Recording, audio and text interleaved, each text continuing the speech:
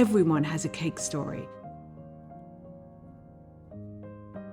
What I love about cakes is that they are so democratic. You can make something so extravagant and outside of the everyday with these everyday ingredients.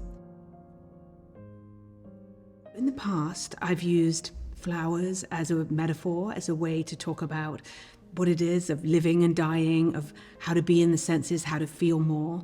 And this time I'm using food as that access point. So while the show features many cakes, it's actually not about cakes. It's about what it is to live, what it is to have sensation, to have a somatic experience. The work began a couple of years ago. My daughter started making these wild and extravagant cakes. And it became this extraordinary collaboration between the two of us.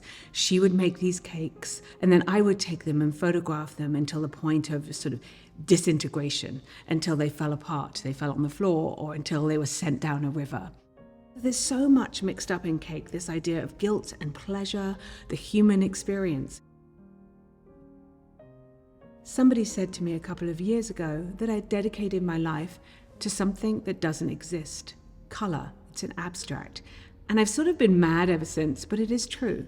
Light is a physical entity, whereas color is a perception in the brain. So for this show, I worked on a couple of different neons.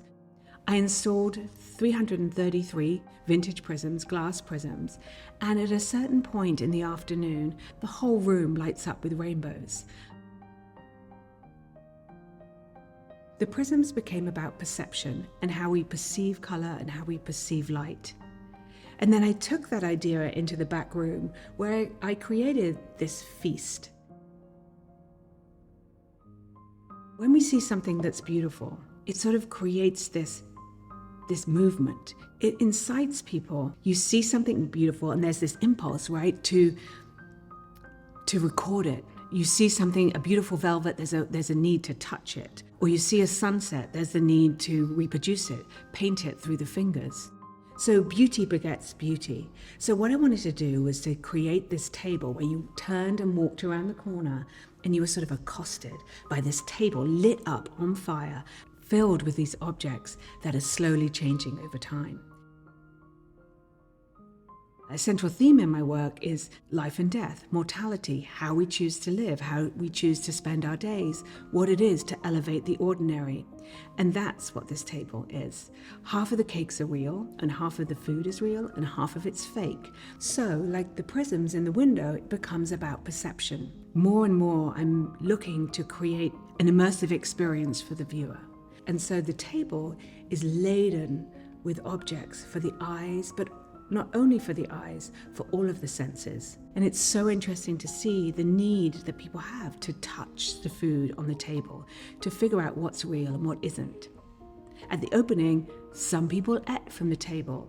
Other times, I came back and some things on the table had gone missing. There was a need for people to sort of take a memory of this table.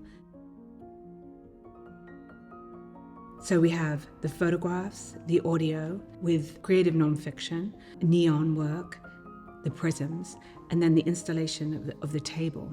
And they're all connected through my desire to make you stay in your body, to make you feel more. If you feel more, I believe that you are a kinder friend, a better lover, a better custodian of the planet. My goal would be that people come to the show and leave forever a tiny bit changed, that something happened in their body experience where they felt more and they want to remember that.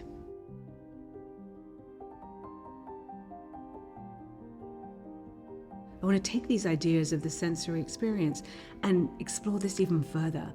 I'm also really fascinated with this idea that flowers, cakes, color, they're sort of all denigrated somehow as that of female. And I like looking at that and sort of turning it upside down and really sort of elevating color, that it's not just decorative and it's not superficial. It is a scientific fact that color affects the body.